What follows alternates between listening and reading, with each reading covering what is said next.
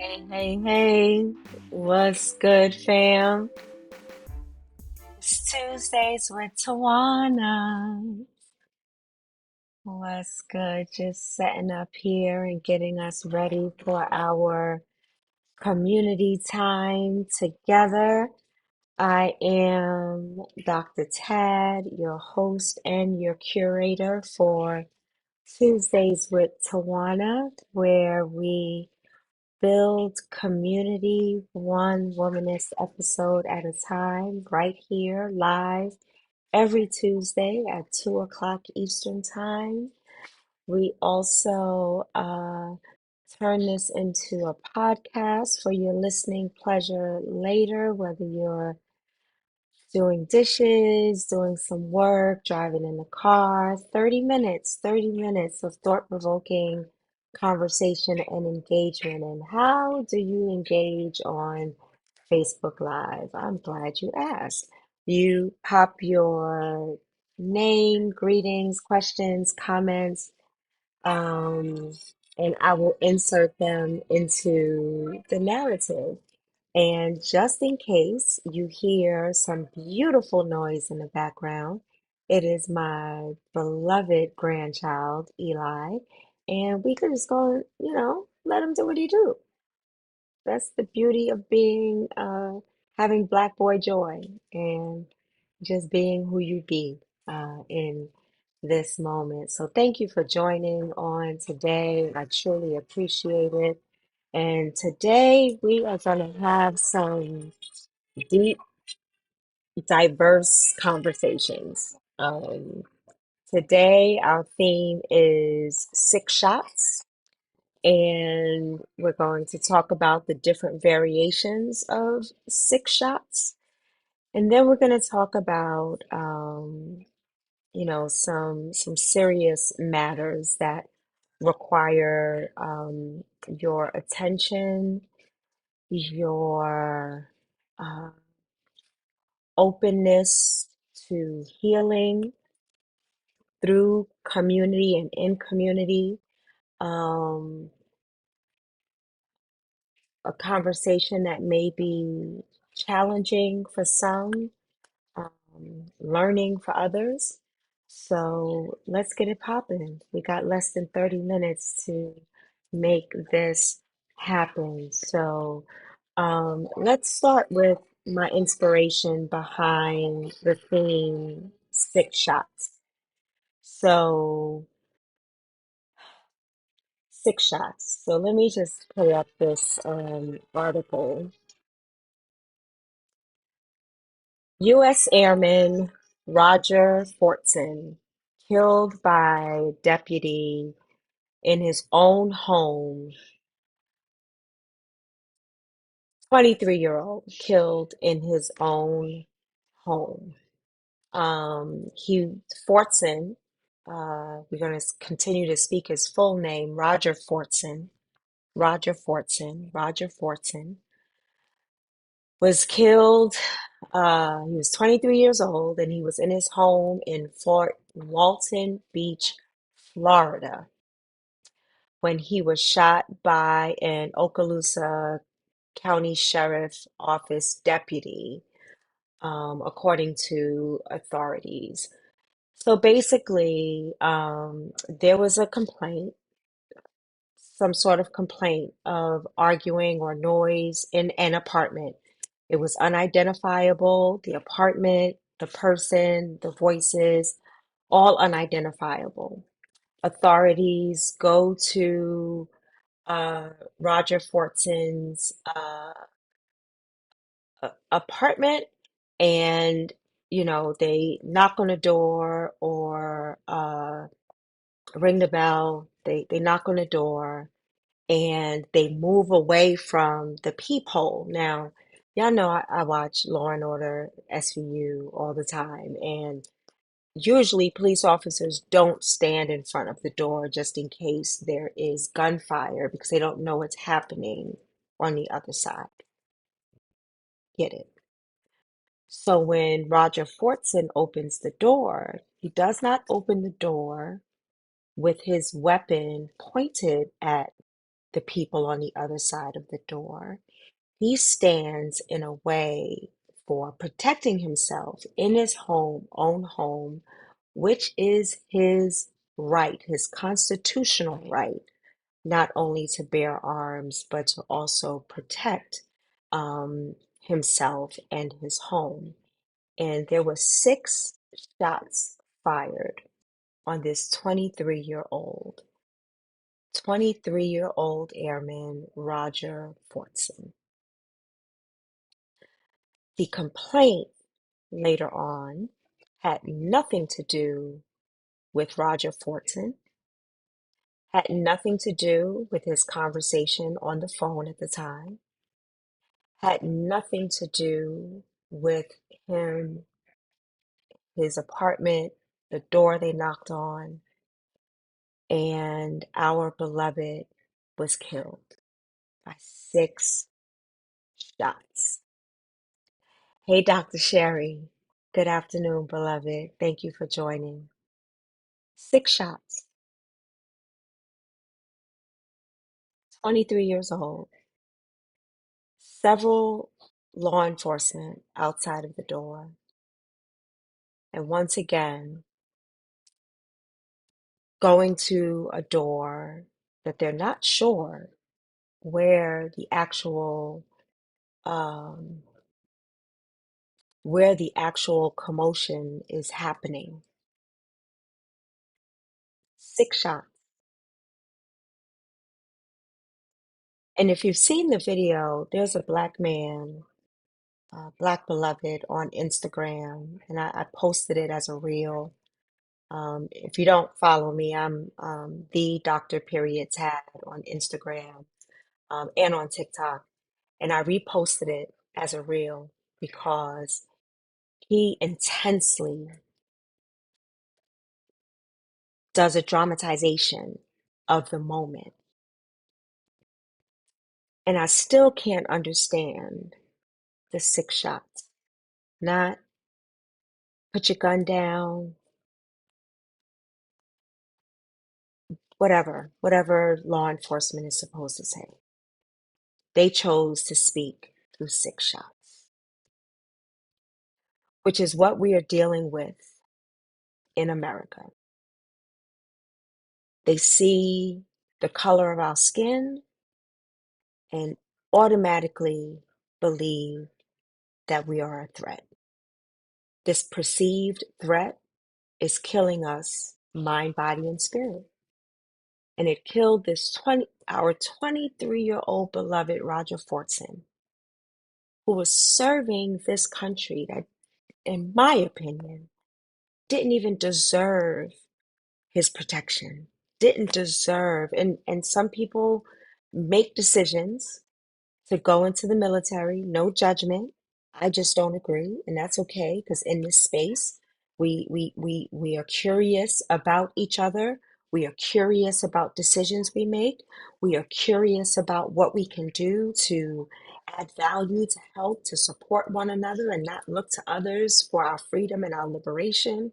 So I don't know the decisions behind Roger Fortson going into the military. I have family. Um, a family lineage, actually, of people in the military for various reasons. Um, and I bring this into this space today because lest we forget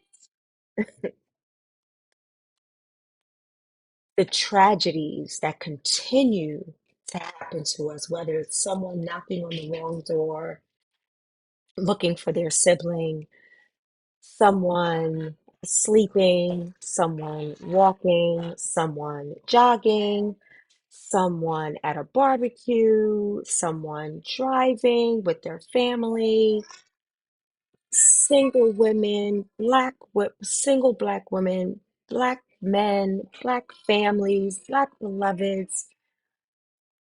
And I ask the question, when does it end? And how does it end?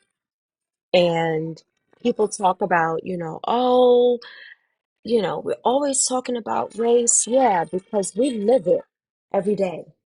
Every day we live it. Um, it is thrown at us every single day. And here we are with another casualty uh, due to uh, heinous, racist, poor, judgmental, power hungry law enforcement. Law enforcement is called to protect and serve, which is an oxymoron in itself when you think about the history of policing and how it started with slave patrols. So, unless you dismantle the system, it is working and doing what it is designed to do.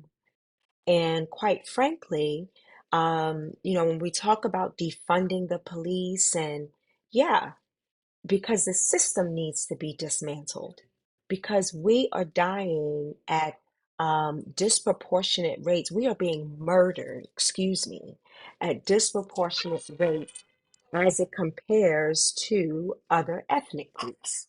And it is because of racism. It is because in police training centers, they use Black beloveds as targets.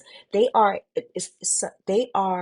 uh, covertly brainwashing recruits and and painting this picture of Black men as being a target. So once that is constantly drilled into your mind, you may say that that's not what you believe, but your actions are saying otherwise. Even for Black police officers, there is something that then they are brainwashed and thought to believe that their first instance when they see a Black person is a threat.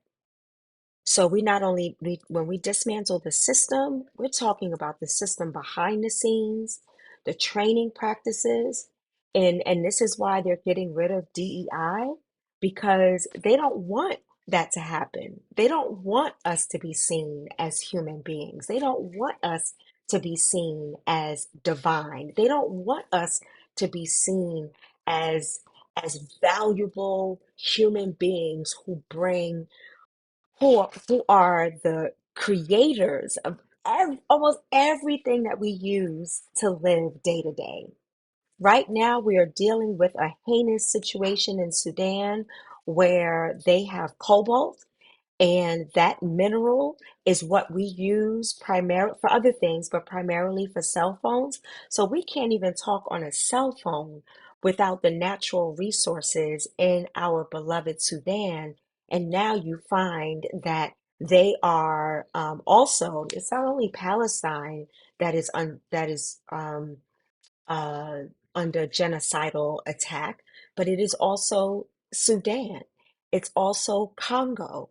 It's also Tigray for power and control. All of these things have underlying issues, including the 6 shots of Airman Roger Fortson. The system must be dismantled from within and throughout. The system must be dismantled and then rebuilt by those who are most impacted. Paolo Freire says that we are not going to find our liberation in whiteness and in power and control. We are going to find our liberation in those who have been historically oppressed and marginalized because we have this both and experience of life where W.E.B. Du Bois calls it a double consciousness, where we are Black beloveds living in our Black culture and our Black divinity, but showing up in a white world and having to assimilate, if you will, to white practices. Because then when we go against those white practices, we are fired, we are blackballed, we don't have access. And then to back it up a bit, we don't have access right now to healthcare, to housing, to investment in property and land ownership, stocks. If I tell y'all the hell that I've been through to try to move money around and everything was blocking me, and I'm like, you can't tell me that white people are going through this. You can't tell me that white people are going through this scrutiny. And if they are, they got lawyers that pick up the phone and make a call and it's fixed. It's done. So I wanted to open with the six shots, honoring and acknowledging Roger Fortson and sending love and light to his family, uh, praying that as his blood cries from the ground, because Trayvon's blood still cries from the ground, Breonna Taylor's blood still cries from the ground, George Floyd's blood still cries from the ground. I mean, I can stay on this call for 2 hours straight naming it. If you read Kimberly Crenshaw's book, Say Her Name, she has a whole book about people who were unjustly murdered. Unjustly murdered. So I enter their name into this space because their blood is still crying from the ground. And it is up to us to do something to dismantle this system. Things that we can vote. I know that some people are like, oh, I'm not voting, but you got to remember, you're not only voting for the president, you're voting for the same sheriff that was voted in office in Florida that shot Roger Fortson. You're voting for the judge that then later on will not convict the killer of Roger Fortson. You are voting for those who are in the DA's office that won't um, call for a grand jury. I mean, the list goes, it's more than the presidency, beloved. It is so much more. So when being mindful of our words about us not voting, let us be very clear about who we are voting for. You don't want to vote for who's sitting in office right now? You don't want to vote for the person with 91 counts ahead of him? There are other candidates out there, including Cornel West. Yes, we can debate on if you vote for this, it's a vote for that's not what this platform is for. This platform here is for you to know your rights and know your freedoms and be an informed voter, to be an informed participant in our Black community and doing something cohesively that we can do to change the game. I also want to bring up another six shots for y'all. Let's see. Where is it? Where is it? Where is it? Let me find it. So yeah, so as we are talking about six shots, um, I want to bring up not the timer. Oh, where is it? Where is it? Where is it? I gotta find it because we have to talk about this before we talk about this other thing. So here we go. Another six shots. Bleach, blonde, bad, built, butch, body. Six words. Six words. And there could have been a seventh, but our beloved um, knew where to stop so that she didn't cross the line that is supposed to be some level of decorum, no personal attacks. MTG clearly personally attacked our beloved, and she came back with, well, what if someone, hypothetically speaking, was to call someone and she just rolled off her tongue? Bleach blonde, bad, built, butch body. Would that be in violation of the decorum of the session? And the speaker was like, huh? What just happened? So that's how you come back at somebody. You know, they're using this comparison and this analogy where, First Lady Michelle Obama said, when they go low, we go high. And what our beloved did, she went even higher. She went she went when they go low, we go high. She went even higher, not lower, but even higher to match that low frequency, to bring it up to where she was, and to use this alliteration. Now, if you don't know what an alliteration is, it's basically using words that have like the same beginning. So Polly's pony pounced profusely or something like that. I don't know. But um, she came back with such refined, intellectual, badass, beautiful, creative, grammatic, English lesson. It was all the things. And I insert her into this narrative because this is who we are. And this is why beloveds don't want us in those seats. This is why, like, segregation happened. It wasn't for equal rights. It was because they didn't want to compete with us. So let's put them over there because we trying to be brilliant. We trying to be magical. We trying to be mystical, but um, you know, if we leave them over there, they're going to succeed. So let's bring them in so that we can then put up roadblocks and uh, have more power and control over Black beloveds or BIPOC beloveds.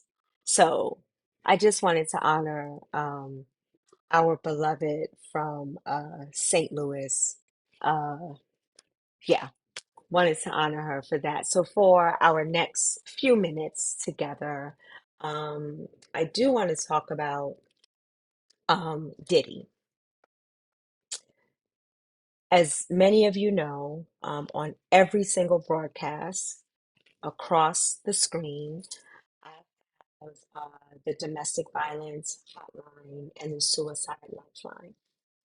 I have the domestic violence hotline up there every single broadcast because you just never know, one, who will need it, and two, it's not only for those who are experiencing domestic violence, but it's also for those who are witnessing in one way, shape, or form. And you can call to find out how you can help that beloved. Because questioning that beloved, not believing said beloved, disrespecting said beloved by saying, why did you stay? Why didn't you leave? Why didn't you fight back? If it were me, those are the worst things that you can say to someone who is experiencing domestic violence. So the hotline will then guide you and help you, send you information. But I want to talk about Diddy's apology. And first, I want to send love and light to, hey, Pammy. Oh, I'm late and you're here and you're right on time. Thank you, beloved. Hey, Melody. I didn't even see you on. What's up, beloved? Yeah, I know what you're laughing at. Yeah, that alliteration. Uh-huh. It had me. Yes, that's what I'm talking about. Um, so I want to send love and light um to all those who are either experiencing domestic violence right now, you're a domestic violence survivor, or you have been somehow impacted, whether you're a child, whether you are a relative or a dear friend, however you have been touched adversely by domestic violence. I want to send you love and light, and I want to offer to you, you can inbox me at any time. I am a certified domestic violence advocate. I can journey with you. Um, I can point you in the right direction. I can make some calls for you if you're not in a space. Because remember, even though the domestic violence hotline is scrolling across my ticker, for those of you who are listening, the domestic violence hotline is 1-800-799-7233 or 799 SAFE. I have that up there. But when would you have an opportunity to call if you live with your abuser? When would you have an opportunity to call if they screen your phone? When would you have an opportunity to call when they track you on your phone? When would you have an opportunity to call even at work when they have some sort of surveillance over you or they have surveilled you so much that you are even fearful that if you pick up your work phone, that somehow the abuser is going to find out. When would you have the opportunity to go online to hotline.org and look up some information and get help. Even when you call 911 and you say, I need help, when having the trust in law enforcement that is killing us by 6 shots, why would I then feel comfortable to call the police to protect and serve me in that situation? And they may even say, because domestic violence is one of the most challenging and dangerous calls that they have to respond to. So sometimes they don't respond, or when they do respond, they respond in a way that further victimizes the victim and puts the victim in more danger. So back to Diddy and his apology. We know about the domestic violence wheel, and for brevity, I'm just going to go through the overarching themes of the wheel because it is a manipulative, repetitive process. It's the peaceful time, if quote unquote, for that moment. Then things intensify, the abuse happens, the apology happens, and then it's some semblance of peace. The intensity happens, the violence happens, the apology, and it goes on. Apologies, true apologies, one is naming what you are apologizing for.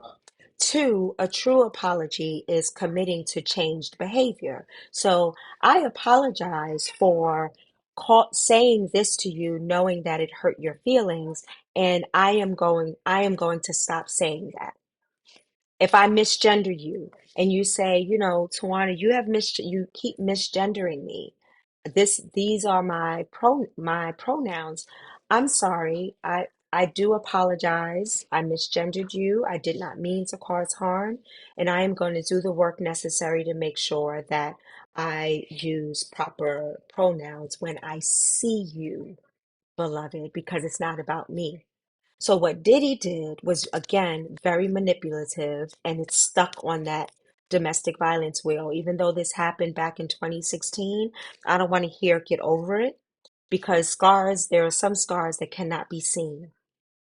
And we just were made aware of that through the releasing of that video, which was very timely and very meticulous. Um, CNN got a hold of the video.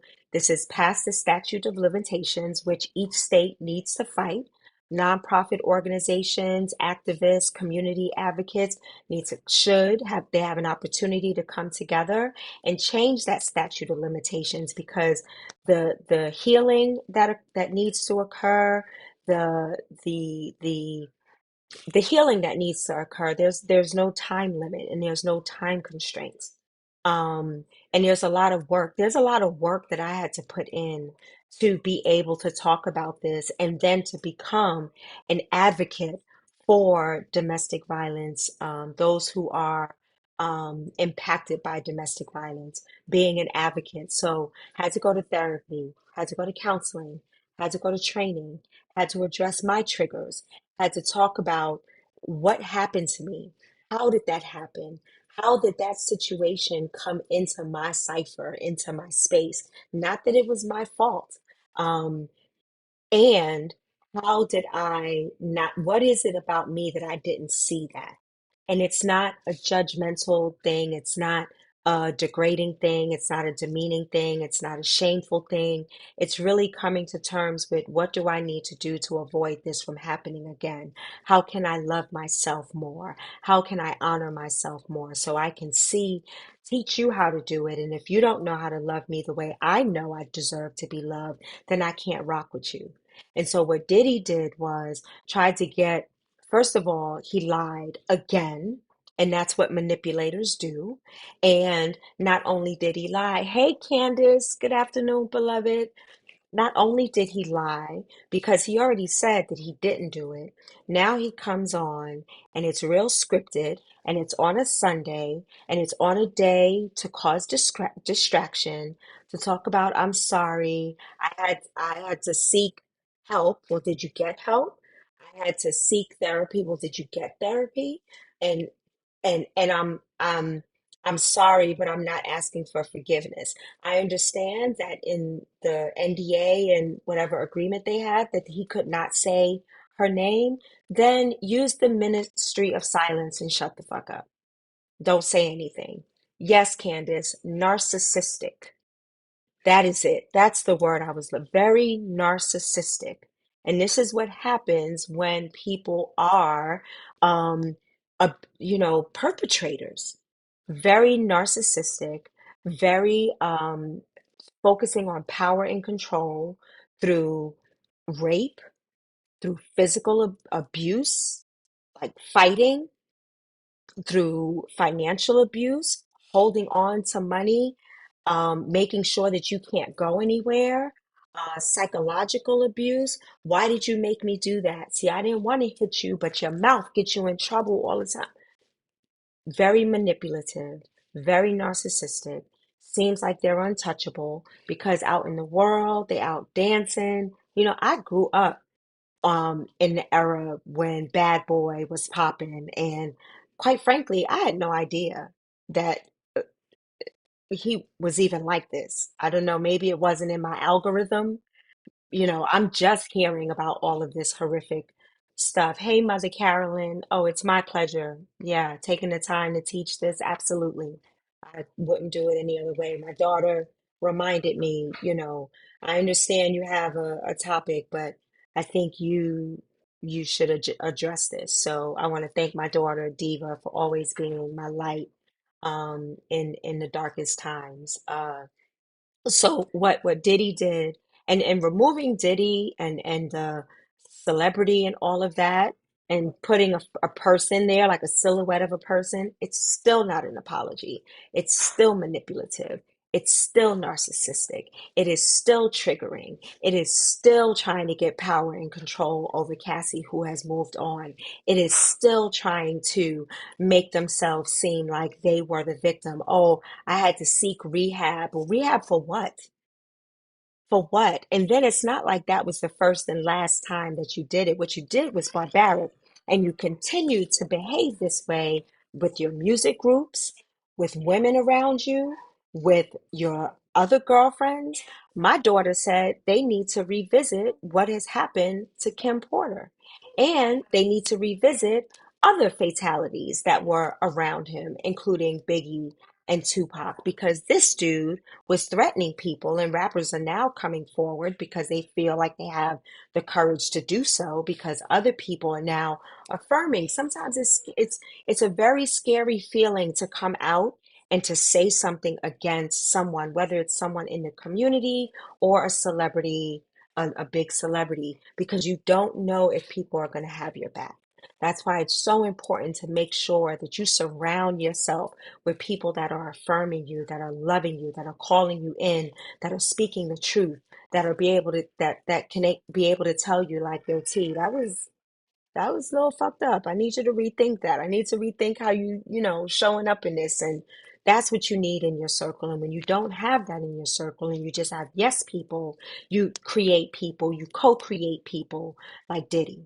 So that's who he is, right? So he attracted that, and you have co-created this monster who made him believe that he was untouchable and above the law and full of all this power and control because he had money, he had pretty women, he had access, he had people that gave him access, people that even said that they were next door while he was abusing and raping women. You are complicit as well, beloved. You are complicit. Your silence made you complicit. And I hope you all go down because now the feds are looking into Diddy. See, you think that you got away because the incident with Cassie was past the statute of limitations. But now the feds are looking at you because if you cross state lines, if you cross international lines, if you engaged in behaviors with young women, because Cassie was like 18 or something when he was 30 something. So who knows what else is out there? So the feds is going to come at you. They're gonna come. So that little apology, that little non-apology, you could keep it to yourself. You could keep it to yourself. Use the ministry of silence. Just hush, because you're doing more harm than good. And I'm not even talking about Diddy. I'm talking about the harm to people like me. When my daughter had to call me when the video was released to make sure I was okay. because it brought back some things. I wasn't expecting that. And it was the video that wasn't censored. Later on, I saw the Shade Room censor the video, but it wasn't censored. Let me go to these comments. Pammy said, I never liked Diddy. Something about him vexed my spirit. Well, now you know why, Pam. Beautiful woman of God. Now you know why. My beloved Candace says, creating narratives that make him the victim. He was so adamant that the accusations were disgusting. Then his apology was completely disrespectful. He was disgusted then and now, but he lied. He has a sickness in his heart. He knows he can't save himself. So before we close, Candace, thank you for bringing that up. One thing, the trend that I have found is when people like Diddy get in trouble, they seek the Lord and then they get a pastor and they start talking church talk. And then we get caught up in forgiveness, like, well, the Bible says, and then we're quick to forgive and we're quick to dismiss Cassie. And now we have now focused on this narcissistic asshole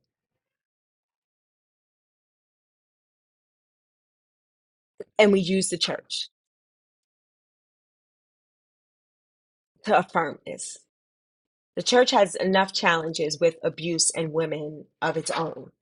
So that's not where they need to partner with Diddy. That you needed to partner with Cassie back in 2016 and beyond. She should have had a safe haven to go to. She should have been protected. She should have been protected. So now, we talk about this notion of forgiveness and how there are times when we're so quick to forgive, like when our beloved in Charleston was killed, and it was like, oh, we gotta forgive Dylan. And no, I don't. No, I don't. I don't have to forgive. Forgiveness is for me. It's not for Dylan. And it's forgiveness in my time and with me and God. When my heart and my soul needs healing, like I forgave my abuser a long time ago, but it took a lot of work to get there. I don't ever have to see him. I don't like him. I don't ever want him in my presence. I don't ever have to tell him he is forgiven. No, as long as he is not causing renting space in my head for free and damaging my heart without my consent and invading on my peaceful spirit with an antagonistic behaviors. No, we can't let that in. So um don't need to tell him I forgive him. He has work to do on his own that is not contingent upon me and my forgiveness. So sometimes we're quick to forgive in the name of God, and that is not what we're called to do. So, oh, give him a break. He said he's sorry. Well, you tell me what the definition of sorry is. Do you know what sorry is? Have you been able to apologize for some heinous behavior in your life? Oh, I'm sorry. You don't talk about it. Oh, I'm sorry. You deny it to this day. Oh, I'm sorry. You are actually a perpetrator and you are supporting because you are involved in the same type of behavior. Hey, Reverend Taylor. She says, I wonder if this behavior is why Mace left. And Pammy said, yes, that's why a lot of them left. Danity Kane, they all signed NDAs except one. So one is speaking out. Mace is quasi speaking out. Um, the Locks separated and was like, nah. So to what level people knew, I don't know. That I don't know, and I'm not going to make assumptions. All I am going, what I, not all, what I am going to say is that those who knew, you are complicit in this harm and this horrific behavior from this man. Don't tell me about bringing down another black man because I can name 30 women that have been adversely impacted and harmed by Diddy that we should be focusing on lifting up versus worrying about not bringing a black man down. He did that. When I was a supervisor and I had to suspend somebody, Or even firing somebody and somebody would say, "Oh, you suspended so and so, you fired so and so." Nah, they did it to themselves. They knew the rules. They knew. I gave it, I went through the progressive discipline, went the verbal discussion.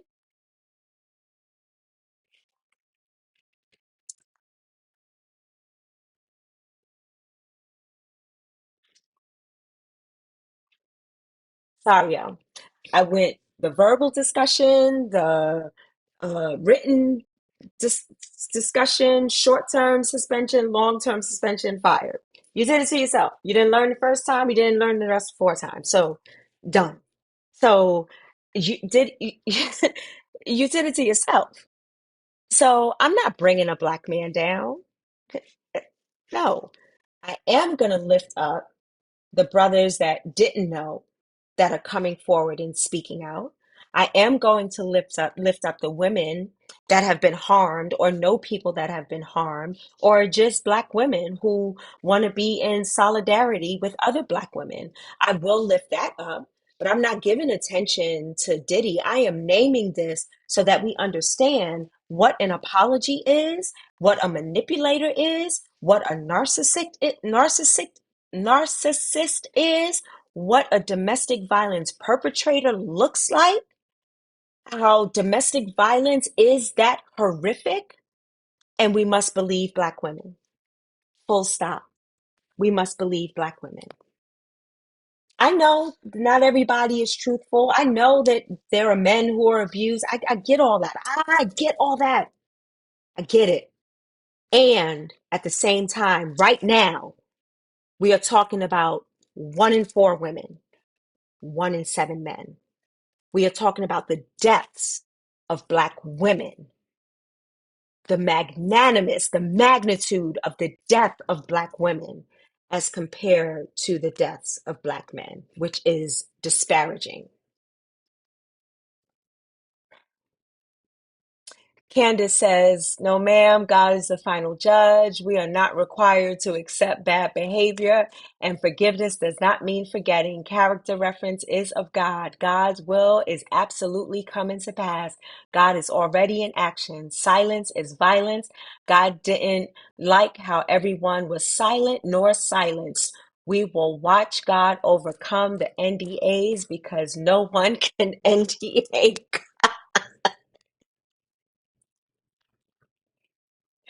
Candace, I'll give you credit when I use that for real. No one can NDA God. That part. Mother Carolyn says, "Teach us real forgiveness today." Yes, thank you. Candace says, "Believe black women.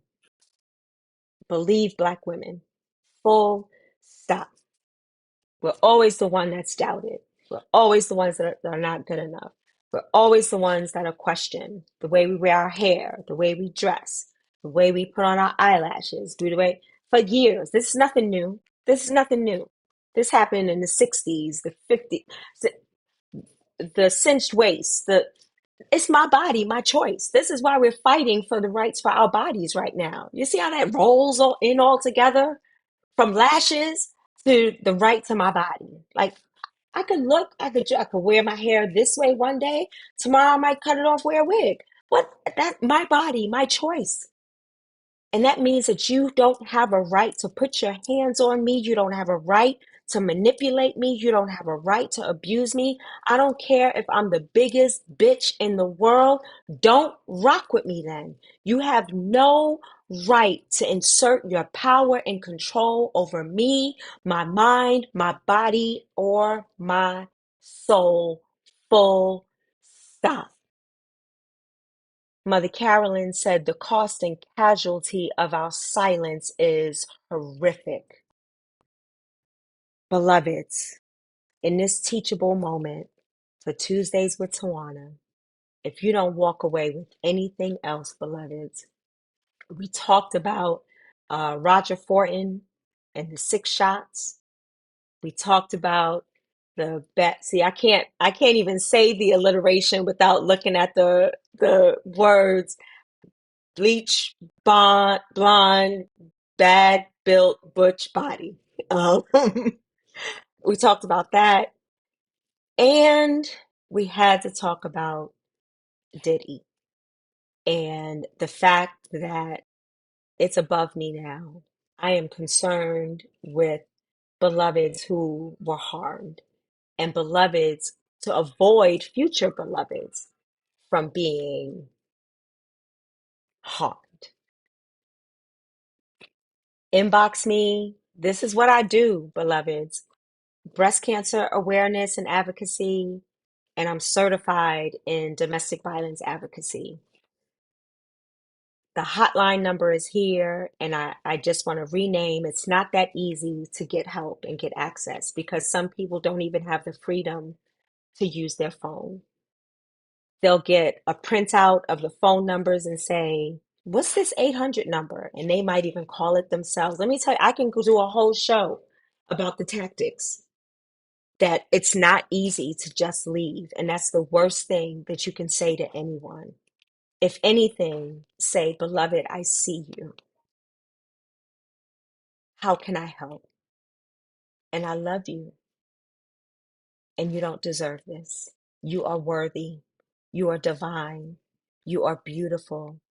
You deserve to be loved. And in the words of Doja Peju, to be loved well. Know that, beloveds. And know that I love you. And I see you. And we'll talk more about this. We're a little bit over time, but it was time well spent with community talking about this and dismantling some systems and structures that will not continue to harm us as Black women. Not at all. Not at all. I love you. This is Dr. Tad with your Tuesdays with Tawana podcast, vodcast, every Tuesday, 2 o'clock Eastern Time, where we chop it up, share, have conversations with your beloveds about this, bring some awareness, and know that I'm here for love and support. Love and light, beloveds. I love you. Later.